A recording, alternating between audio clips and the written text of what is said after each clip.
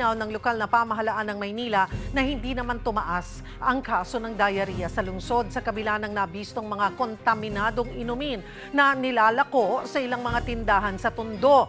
Sa ginawang pag-aaral ng University of the Philippines, Manila, mula 2024 hanggang 2025, lumabas na kontaminado ang mga panindang sa malamig doon ng bakterya na hindi basta-basta tinatablan ng antibiotics. Kasama sa kinuhanan ng sample ang mismong gamit na yelo, tubig, baso, ang mga mismong inumin, pati kamay ng mga vendor na nagtitimpla. Paliwanag ng mga eksperto, hindi naman automatic na magkakasakit ang mga nakainom ng kontaminadong sa malamig. Pero pwede pa rin magkakomplikasyon kung masyadong mataas ang bacterial content. Para tugunan yan, nagsagawa na rin ng testing ang Manila LGU sa 150 na food stalls sa Tondo. Hihigpitan na rin ng City Hall ang licensing system para tiyaking sumusunod sa tamang hygiene at food handling ang mga food vendor. Dumarating po sa punto na humihina po, bumaba pa po ang ating resistensya. Diyan po lumalaganap ang mga resistant bacteria. Okay? At kung saan kailangan na po natin ng gamot na iinumin yung ordinaryo, hindi na po epektibo. So that is a threat in the community. Let's address it right away. Kasi nga, mahirap siyang supuin, number one. Number two, ay baka kumalas pa siya, no? Baka mag-mutate, mahirap din yun. So as early as now, preventive is the key sa community.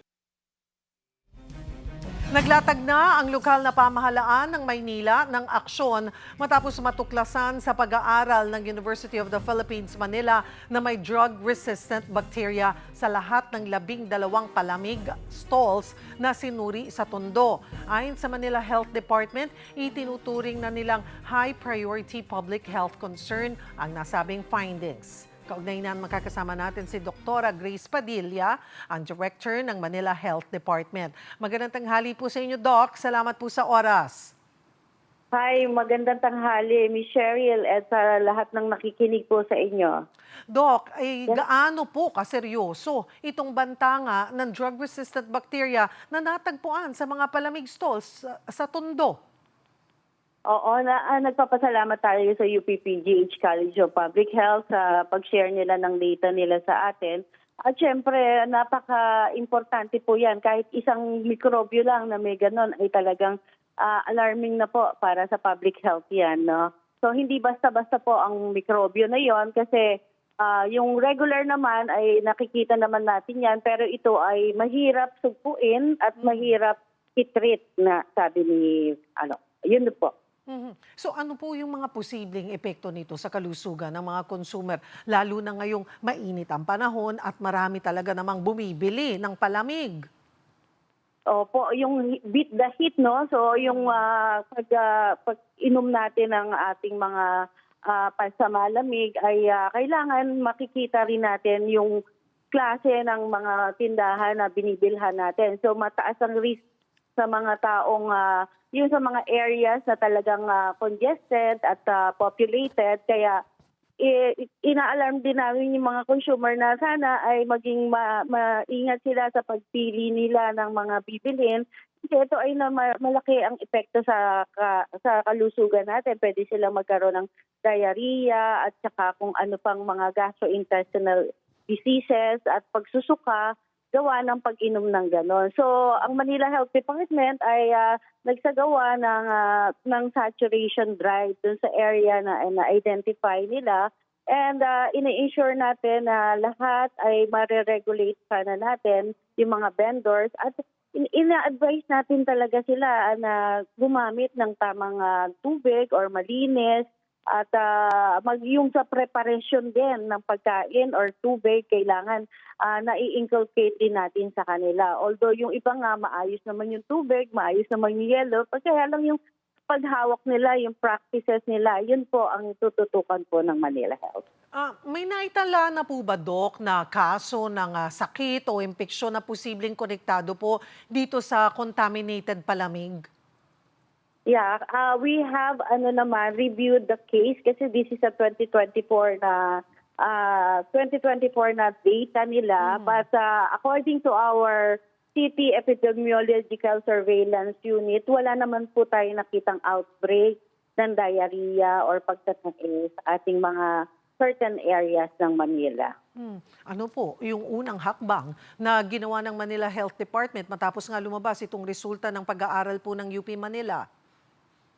Yes, nag-deploy na po tayo through our Division of Sanitation ng ating mga sanitary inspectors. So in-identify po natin yung mga stalls na nakapaloob dun sa area. So we have a total of 150 stalls na nakita natin. And then out of these stalls, kinuhanan po natin sila ng libreng sampling, no?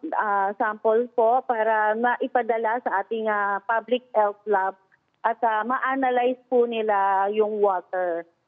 And then naantayin na lang po natin yung resulta and whatever it is, i-implement po natin. And on top of that, ang ating Health Education and Promotion Unit ng Manila Health ay na-deploy na rin sa iba't ibang area. So para turuan ang ating mga vendors kung paano yung mga food handlers natin, yung proper food handling at saka yung sanitation ng kanilang kapaligiran. So, yun po, education ang kailangan natin para May sa kanila. Doc, may posibilidad bang ipasara muna o suspendihin yung operasyon nitong mga vendors na mapapatunayang lumalabag sa health standards?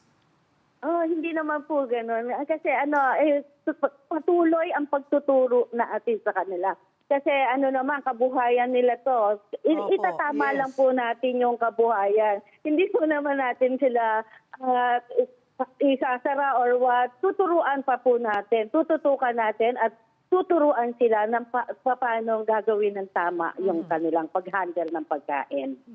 Paano po masisiguro ng lungsod na malinis na at ligtas ang tubig at yelong ginagamit ng mga street vendors?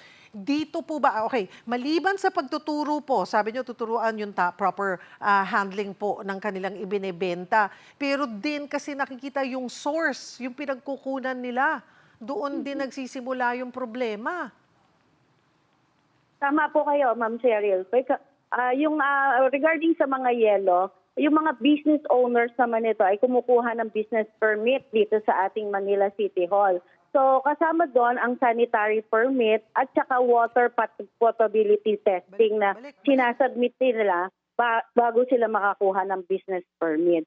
So ina-identify na rin namin yung mga water station. So lahat naman ng water station dito sa Manila ay nagkakaroon sila ng kailangan nila magkaroon ng sanitary permit na nagpapatunay doon at pinatest nila yung kanilang inilalabas na water.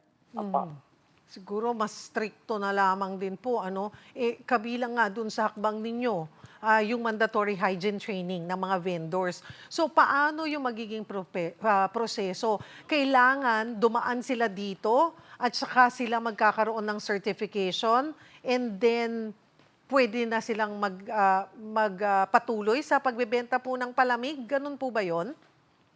Actually, parang culture na rin natin yan, no? Mahirap para mag-implement ng ganyang change in culture or attitude or practices.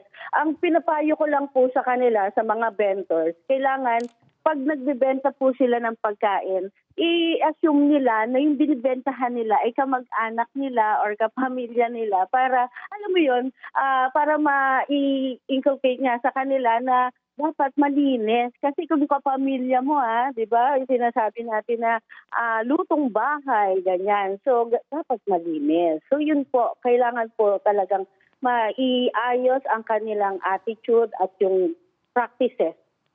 So, yun po. With these findings po, ito ay Tondo area lamang. Parang sa lahat naman dito po sa ating bansa, talagang lahat ng lugar, meron kang matatagpuang may sa malamig. Diyan po sa Maynila, with this po, so pinapacheck na natin lahat ng areas na may nagtitinda po ng sa malamig? Inuna lang po natin yung ating appointed na or na designate na may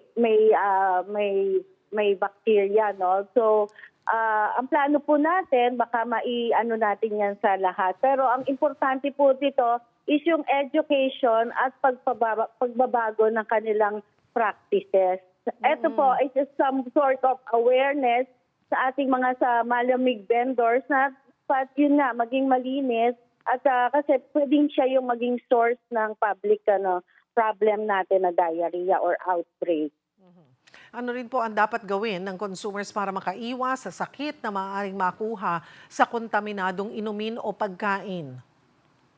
Yes, malaking importante po ang mga consumers dito kasi nasa kanila yung choice, no?